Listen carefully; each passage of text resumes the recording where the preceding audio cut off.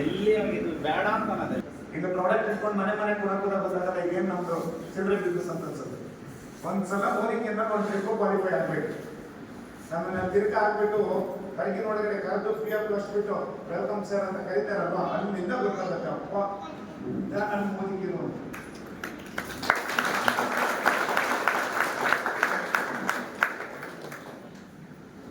ನೀವು ಎಷ್ಟೇ ಸಂಪಾದನೆ ಮಾಡಿ, ಇವಾಗ ಸಂಪಾದನೆ ಮಾಡಿದವ್ರು ಎಲ್ಲರೂ ಎಂಜಾಯ್ ಮಾಡೋಕ್ಕಾಗಲ್ಲ. ಬಿಸಿ ಆಗಿರುತ್ತೆ ನಾವು. ಒಂದು ಹೋದ್ರೆ 2, 3, 4, 5, 5, 10 ಅದೇ ಲೆವೆಲ್ ಆಗುತ್ತೆ.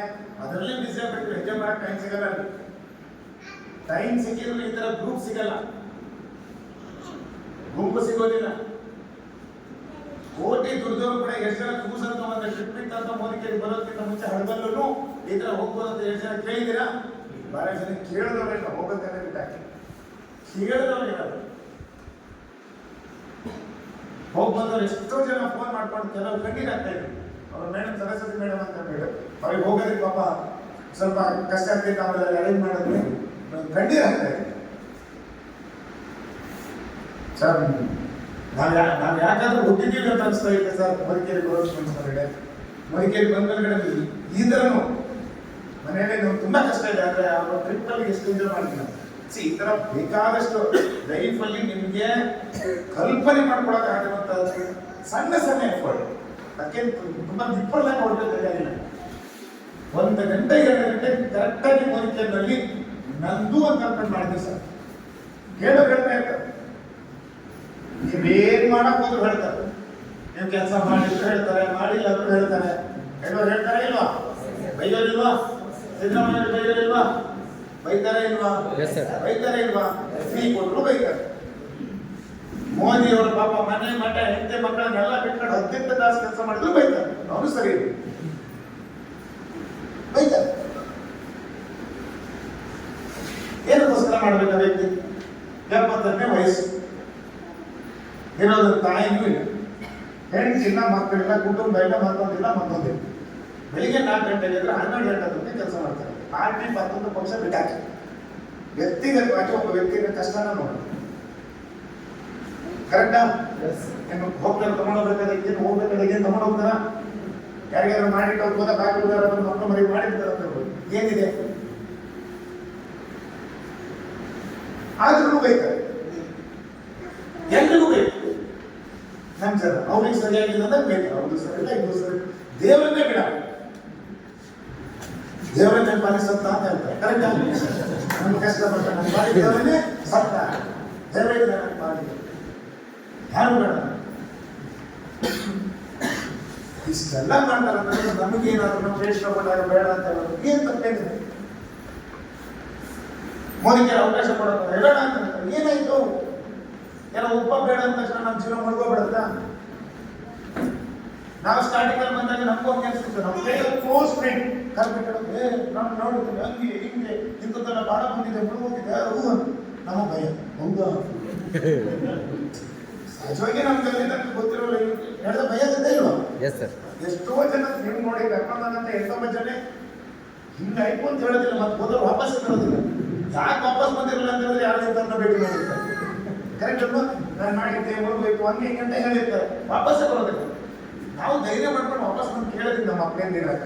ಏನು ಸರ್ ನೀವು ನೋಡಿದ್ರೆ ಓದ್ತೀವಿ ನೋಡಿ ಹಂಗಾಗುತ್ತೆ ಹಿಂಗಾಗುತ್ತೆ ಅಂತೀರ, ಇವ್ರು ಯಾರು ಹೇಳಿದ್ರೆ ನಾನು ಮಾಡ್ಬಿಟ್ಟಿದ್ದೀನಿ ಅದೆಲ್ಲ ನಡೆಯಲ್ಲ ಹೋಗಲ್ಲ ಅಂತ ಹೇಳ್ತಿದ್ದಾರೆ. ಹೆಂಗೆ ಸರ್? ನಮ್ಮ ಮಕ್ಕಳಲ್ಲಿ ಕ್ಲಿಯರ್ ಕೂತ್ಕೊಂಡು ಅರ್ಥ ಮಾಡಿಸಿ.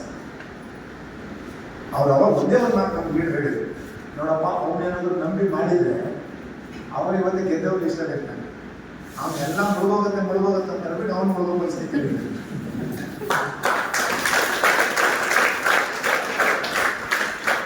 ಹೇಳ್ಬೇಕಂತ ಹೇಳೋದಂದ್ರೆ ಗೆದ್ದವ್ರ ಜೊತೆಗೆ ಮುಳುಗಬೇಕು ಅಂತ ಹೇಳೋದಿದ್ರೆ ಈ ಮುಳುಗೋ ಮಾತಾಡೋರ ಜೊತೆಗಿರೋದು. ಯಾರ ಜೊತೆಗಿರ್ಬೇಕು ಅಂತ ಕೇಳಿದ್ರು.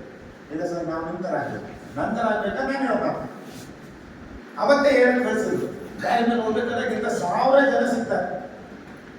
ಯಾರು ಕೈಲಾಗ್ತಿದ್ದವ್ರಿಂದ 1000 ಜನ ಹೆಜ್ಜೆ ಸಿಗ್ತಾರೆ. ಅವ್ರ ಮಾತು ಕೇಳಿದ್ರಿ, ಅವ್ರು ನಿನ್ನ ಲೈಫ್ ಮುಗ್ಗೋಗ್ಬೇಡ. ನೀವು ಗೆಲ್ಬೇಕಂತ ಡಿಸೈಡ್ ಮಾಡಿದ್ರೆ ನಿಮ್ಮ ಮಾತನ್ನು ನಂಬೋದಕ್ಕೆ ಒಬ್ಬ ವ್ಯಕ್ತಿ ಸಿಗ್ತಾರೆ. ಅಲ್ಲಿ ತಕ್ಕ ಹುಡುಕಾಟ ಶುರು ಮಾಡಿ ಆಮೇಲೆ ನಮ್ಗೆ ಆರಂಭಿಸ್ತಾರೆ. ಯಾರಾದ್ರೂ ಆಗಲ್ಲ ಅಂದಾಗ ನಮ್ಗೆ ಅನ್ಸೋದು, ನಮ್ಮ ಅಪ್ಪ ಹೇಳಿದ್ದಾರೆ ನನ್ನ ಕೈಲಾಗ್ತಿದ್ರು ಸಿಗ್ತಾರೆ, ಬೇಜಾರಾಗ್ತಿರ್ಲಿ. ಓ ಇದು ಹಿಂಗೆ ಹೇಳ್ತಾರೆ, ಕರೆಕ್ಟ್ ಅಲ್ವಾ? ನಾನು ನಿನ್ನೆ ಬಿಜಾಪುರದಿಂದ ಬರ್ಬೇಕಾದಾಗ ಗೂಗಲಲ್ಲಿ ಮ್ಯಾಪ್ ಹಾಕೊಂಡಿದ್ದೆ, ಆ ಸ್ಕ್ರೀನ್ ಶಾಟ್ ತೆಗೆದುಕೊಂಡಿದ್ದೆ.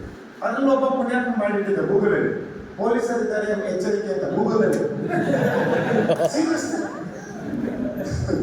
ಅಂತಂತ ಸಮಾಜ ಸೇವಕರಿದ್ದಾರೆ ನಮ್ಮಲ್ಲಿ. ಸೀರಿಯಸ್ ಪೊಲೀಸ್ ಅಧಿಕಾರಿಗಳು ಎಲ್ಲಿದ್ದಾರೆ ಹುಷಾರ್, ಇದನ್ನು ಸೀರಿಯಸ್ ಇಂಥ ಸಮಾಜ ಸೇವಕರಿದ್ದಾರೆ. ನಿಮ್ದು ಬಿಜಾಪುರದಲ್ಲಿ ಇದ್ದಾನೆ, ಎಲ್ಲೆಲ್ಲ ಟ್ಯಾಲೆಂಟ್ ಆಗಿದ್ದಾರೆ ಅಂದ್ರೆ ಆ ಸರ್ಕಾರಕ್ಕೆ ನೀಟಾಗಿ ಟ್ರಾಫಿಕ್ ಪೊಲೀಸ್ ಇರ್ತಾರೆ. ಇಷ್ಟೊಂದು ಜನ ಹೆಲ್ಪ್ ಮಾಡ್ತಾ ಇದ್ದಾರೆ, ಯಾರಾದ್ರೂ ಬೆಳೆಸುತ್ತಾ ಇದ್ದಾರೆ.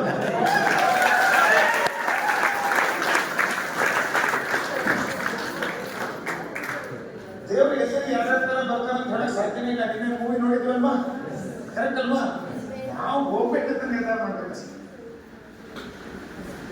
ಆಮೇಲೆ ಬಹಳ ಖುಷಿ ಏನಂತ ಹೇಳೋದಿದ್ರೆ, ಆಮೇಲೆ ಭಕ್ತಿ ಗಂಟವ್ರಿಗಿಂತ ಬರಲ್ಲ ಅಂತ ಹೇಳಿದ್ರೆ ಜಾಸ್ತಿ. ನಾನು 2 ವರ್ಷ ಇಲ್ಲಿ ಬರೋಕ್ಕಾಗ್ತಿದ್ದಾರಲ್ಲ, ಕೈಲಾಗ್ತಿದ್ದಾರಂತ ಅವ್ರು ನೋಡ್ಕೊಂಡು ಸಮಾಧಾನ ಮಾಡ್ಕೊಂಡಿದ್ದೆ ಇತ್ತು. ನಮ್ಗೆ ಒಂದೇ ಖುಷಿ. ನಮ್ಮ ಆಟಿಟ್ಯೂಡ್ ಹೇಗಿತ್ತು ಅಂತ 2 ವರ್ಷ ಮೋದಿಗೆ ಯಾರು ಬರುವಂದ್ರೆ ನಾನು ಮಾಡ್ತಾ ಇದ್ದೀನಿ ನನಗೆ ಎಷ್ಟು ಗ್ರೇಟ್ ಇರಬೇಕು.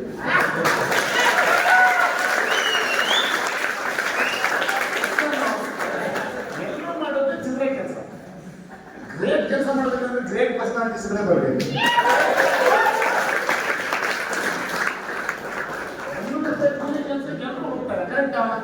ಅದು ದೇಶ ಆಡೋರು ಎಲ್ರಿಗೂ ಆಡಕ್ಕಾಗತ್ತ, ಪೋಷಕರು ಎಲ್ರಿಗೂ ತಗೊಳಕ್ಕಾಗಲ್ಲ, ಕ್ರೂಸಿಗೆ ಎಲ್ರಿಗೂ ತಗೊಳಕ್ಕಾಗಲ್ಲ, ನಾಳೆ ಶ್ರೀಲಂಕಕ್ಕೂ ಎಲ್ರಿಗೂ ಬರೋಕ್ಕಾಗಲ್ಲ. ಶ್ರೀಲಂಕ ಬರಬೇಕು ಅಂತ ಹೇಳಿದ್ರೆ ನಿಮ್ಮಲ್ಲಿ ಆ ಕಡೆ ಏನಾದ್ರು ಒಂದು ಕ್ವಾಲಿಟಿ ಇರಬೇಕು. ಆ ಕ್ವಾಲಿಟಿ ಇಲ್ಲ ಅಂತ ಹೇಳಿದ್ರೆ ನಿಮ್ಮ ಲೈಫಲ್ಲಿ ಏನು ಸಿಗಲ್ಲ. ನಮ್ಮ ಲೈಫಲ್ಲಿ ಯಾರಾದ್ರೂ ನಡೆಯಲ್ಲ ಹೋಗಲ್ಲ ಅಂದ್ರೆ ನಮ್ಗೆ ಗೊತ್ತಾಗುತ್ತೆ. ನೀವು ನೋಡಿದ್ರೆ ಇಷ್ಟಪಡ್ತೀನಿ. ಫಸ್ಟ್ ಆಫ್ ಆಲ್ ನೀವು ನನ್ನ ಕ್ಯಾಲಿಬರಿ ಸುಮ್ಮನೆ ಹೋಗ್ತೀನಿ ಸೈಡ್. ಸೀರಿಯಸ್ ಬೇಜಾರು ಮಾಡ್ಕೊಳ್ತಲ್ಲ ಸರ್, ಅವನು ಬಂದಿಲ್ಲ ಸರ್, ಇವನು ಬಂದಿಲ್ಲ ಸರ್.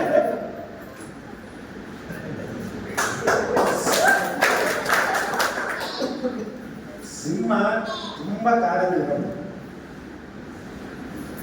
ಹುಲಿಗಳು ಬಹಳಷ್ಟು ಸಿನಿಮಾ ಅವಾಗೊಮ್ಮೆ ಗರ್ಜನೆ ಮಾಡಿದ್ರೆ ಸಾಕು, ಬಂದವರೆಲ್ಲ ಕನ್ನಡ ಆಗ್ಬಿಟ್ಟು ಕರೆಕ್ಟ್ ಅಲ್ವಾ? ಎಲ್ಲರೂ ಮಾತಾಡ್ತಿರ್ತಾರೆ. ನಾನು ಹೇಳ್ತೀನಿ ಸಿನಿಮಾನ ಸಿನಿಮಾ ಕರೆಕ್ಟ್ ಅಲ್ವಾ? ಸಿನಿಮಾ ಎಲ್ಲರಿಗೂ ಎದುರಿಸ್ಕೊಂಡಿರತ್ತ ಅಥವಾ ಎದುರುಗಡೆ ಇದ್ದವನ್ನ ಎಲ್ಲರೂ ಎದುರಿಸ್ಕೊಂಡು ಓಡ್ ಹೋಗುತ್ತಾ? ಅಂದ್ರೆ ಬಾಗಿಲುಗಳೆಲ್ಲ ಬಾಲ ಮುಗಿದ್ಕೊಂಡು ಹೋಗ್ತಾರೆ. ಕರೆಕ್ಟ್ ಅಲ್ವಾ? ಕರೆಕ್ಟ್ ಅಲ್ವಾ? ಇಲ್ಲ ನೀವು ಹೋಗ್ತಾ ಇದ್ದೀರಂತ ನಾನು ಇವತ್ತು ಕೇಳ್ತೀನಿ. ಇವತ್ತು ನನ್ನ ಹತ್ರ ಯಾರಾದ್ರೂ ಡೈರೆಕ್ಟ್ ಆಗಿ ಕೇಳಿದ್ರೆ ನಾನು ಡೈರೆಕ್ಟ್ ಆಗಿ ಇವೇನು ಮಾಡ್ತೀನಿ, ನಾನು ಬಿಸ್ನೆಸ್ ಮಾಡ್ತಾ ಇದ್ದೀನಿ, ನಾನು ಡೈರೆಕ್ಟ್ ಆಗಿ ಮಾರ್ಕೆಟ್ ಮಾಡ್ತೀನಿ ಅಂತ ನಾನು ಇವತ್ತು ಹೇಳೋದು. ನನ್ಗದೊಂದು ಸೆಲ್ಫ್ ಎಸ್ಟೀಮ್. ನಾನು ಬಿಸ್ನೆಸ್ ಏನು ಬಿಸ್ನೆಸ್ ಮಾಡ್ತೀನಿ, ನಾನು ಸ್ಪೆಷಲ್ ಬಿಸ್ನೆಸ್ ಮಾಡ್ತೀನಿ. ಯಾಕೆ ದಾರಿ ಮೇಲೆ ಹೋಗ್ತಾ ಇದ್ದವರಿಗೆ ನಮ್ಮ ಊರಿಗೆ ಚಿಲ್ಲರೆ ಬಿಸ್ನೆಸ್ ಅಲ್ಲ, ಇದೆ ಗ್ರೇಟ್ ಬಿಸ್ನೆಸ್. ಅದು ಹೇಳಬೇಕಾದ್ರೆ ಒಂದು ಪ್ಲೇಸ್ ಇದೆ. ನಮ್ಮವರು ಕೆಲವರು ಮರಿಕೆಯರು ಕೋಣಿಯಲ್ಲಿ, ಹಾದಿಯಲ್ಲಿ, ಬೀದಿಯಲ್ಲಿ, ಬಾವಿಕಟ್ಟೆಯಲ್ಲಿ, ಬಟ್ಟೆ ಹೊಗೆಯಲ್ಲಿ, ನಲ್ಲಿ ನೀರಲ್ಲಿ, ಸಿಟೇಷನ್ಗಳಲ್ಲಿ ಎಲ್ಲೆಲ್ಲಿ ನಮ್ಮ ಚಿಲ್ಲರೆ ಇದೊಂದು ಪ್ರೆಸ್ಟೀಜ್ ಇದೆ. ಆಮೇಲೆ ಜನ ಮೋದಿಕೆಯರಲ್ಲ ನಮ್ಮ ನೋಡ್ಕೊಂಡು ಸದಿಲ್ಲ ಅಂತ ಹೇಳ್ತಾರೆ. ನಾವು ಇರ್ತೀವಿ.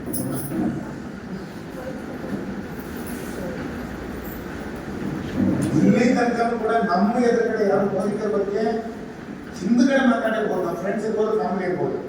ನಮ್ಮ ಎದುರುಗಡೆ ಮೋದಿಕರ ಬಗ್ಗೆ ಉಸಿರಾಟ ಯಾರು ಬಿಡ್ತೀವಿ. ನಮ್ದು ಒಂದೇ ಆಗತ್ತಪ್ಪ, ಆಗಲ್ಲ ಅಂತ ನಿಮ್ಮ ಕೈಯಲ್ಲಿ ಆಗಲ್ಲ. ಜಗತ್ತಲ್ಲಿ ತುಂಬಾ ಕೆಲಸನ ಎಲ್ಲರೂ ಮಾಡಕ್ ಆಗಲ್ಲ, ಕೆಲವೊಂದು ಕೆಲಸನ ಕೆಲವ್ರು ಮಾತ್ರ ಮಾಡಕ್ಕಾಗಲ್ಲ. ನಮ್ಮ ಓನರಿಗೆ ನಾನು ಫಸ್ಟ್ ಕೆಲಸ ಬಿಡ್ಬೇಕು ಬರ್ಬೇಕಾದ್ರೆ ನಾಗರಬೆಟ್ಟು ಹೇಳಿದೆ. ನಾಗರಬೆಟ್ಟು ಅಂತ ನಾನು ಓಲ್ಡ್ ಫಂಕ್ಷನ್ ನಾನು ಗಂಟೆನಲ್ಲಿ ಮಾಡ್ತಿರ್ಬೇಕಾದ್ರೆ ಬ್ಯಾಂಕಿಗೆ ಹೋಗ್ತಾ ಪಾರ್ಟ್ ಟೈಮ್ ಕೆಲಸ ಮಾಡ್ತಿದ್ದೆ. ನಾನು ಅಲ್ಲೇ ಸರ್ ಕೆಲಸ ಬಿಡ್ತಾ ಇದ್ದೆ. ಪಾರ್ಟ್ ಟೈಮ್ ಮಾಡ್ತಿದ್ದೀನಿ. ಇಲ್ಲ ಸರ್ ನಾವು ಮೋದಿಕೆ ಎಲ್ಲೋ ಕೇಳಿದ್ದೀಗಿಲ್ಲ ಅಂತ. ಹೌದು ಸರ್ ಮೋದಿಕೆ ಆ ಬಿಸ್ನೆಸ್ ಅದೇನೋ ಪ್ರಾಡಕ್ಟ್ ಕೊಡ್ತಾರಲ್ಲ ಜನ ಸಿಗ್ತದೆ. ನಾನು 5 ವರ್ಷದಿಂದ ಈಗ ಕೊಟ್ಟಿದ್ದೇನೆ ಅದೆಲ್ಲ ಆಗಲ್ಲ ಹೋಗಲ್ಲ. ಅಷ್ಟೊತ್ತಿಗೆ ನಾವು 4-5 ತಿಂಗಳು ಮೋದಿಗೆ ಟ್ರೈನಿಂಗ್ ಬಂದು ನಿಂತ್ಕೊಂಡಿದ್ವಿ. ಇಂಥವನ್ನ ಹಿಂದಿಂದ ಹೇಳೋರು ಇರ್ತಾರೆ ಅಂತ ನಮ್ಮ ಅಪ್ಲೈ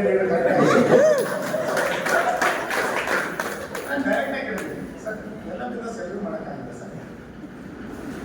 ಡಿಸೈಡ್ ಮಾಡ್ಕೊಂಡು ಯಾರು ಒಬ್ಬರು ಮಾಡಲ್ಲ ಸರ್. ನಿಮ್ಗೆ ಮಾಡ್ತಾ ಇದ್ರು ಸರ್ ನಾವು ಮಾಡಿ ತೋರಿಸ್ತೀವಿ.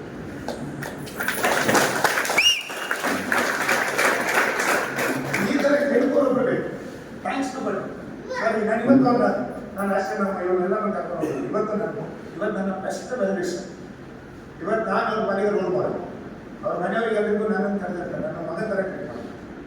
ನಾನು ಫಸ್ಟ್ ಮಲೇಷಿಯಾ ಟ್ರಿಪ್ ಕ್ವಾಲಿಫೈ ಆಗಿ ಬಂದ ತಕ್ಷಣ ಮಲೇಷಿಯಾ ಟ್ರಿಪ್ ಹೋಗ್ಬೇಕಾದಾಗ ಸ್ವೀಟ್ ಬಾಕ್ಸ್ ತಗೊಂಡೋಗಿ ಪೇಪರ್ ಫೋಟೋ ಬಂದಿದೆ ಸರ್, ತೋರಿಸ್ದೆ ಸರ್, ವಿಡಿಯೋ ಪೇಪರ್ ಫೋಟೋ ಬಂದಿದೆ ಸರ್, ಮಲೇಷಿಯಾ ಹೋಗ್ತಾ ಇದ್ದೀನಿ ಆಶೀರ್ವಾದ ಮಾಡಿ ಅಂತ ಪ್ಯಾನಿಕ್ ಇದ್ದು ಸ್ವೀಟ್ ನಿಲ್ಸಿರೋದು. ಮಲೇಷಿಯಾದಿಂದ ಬಂದ